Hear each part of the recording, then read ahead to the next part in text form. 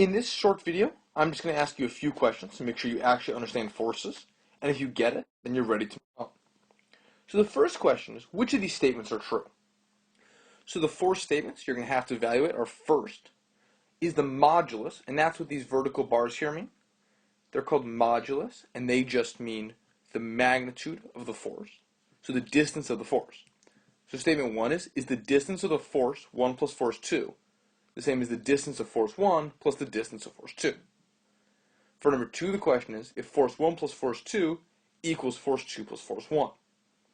And then for 3, the question is 1 Newton. I know it's a little hard to tell what that is, but it's a 1.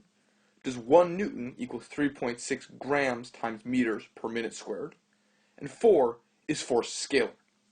Now, all of these are going to require you to think a little bit. You're an AP, so you're going to have to get used to solving problems using some tangential knowledge.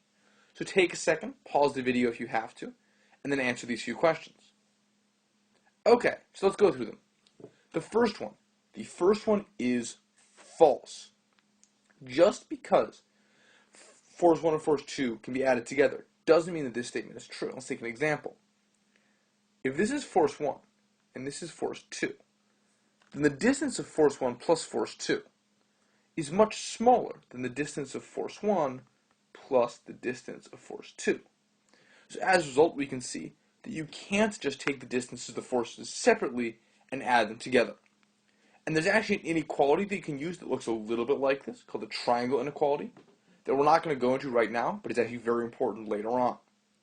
Number 2, yes, order doesn't matter when adding forces, so this is true. Force 1 plus force 2 equals force 2 plus force 1. Direction matters, order doesn't. Number 3, 1 Newton does actually equal 3.6 grams times meters per minute squared. This might seem a little bit weird, but just do the conversions.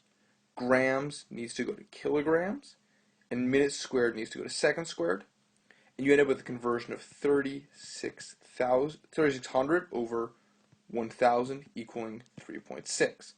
So that is true. And finally, force is a scalar. That was a gimme. That is false. Force is a vector. We said that in the video. So now we're going to have one last fairly easy question, just to make sure you understand how the parallelogram method for adding vectors work. So circle the one that's correct, or just choose it, and then you're good to go. So if you have a force 1 that goes this way, and a force 2 that goes that way, and force 3 is force 1 plus force 2, then look at the below drawings and try to see which of these force 3's is the correct application of the parallelogram method, and thus the correct vector. So pause if you need, take a second, figure it out, and we'll go through it together. Okay, let's look at this one.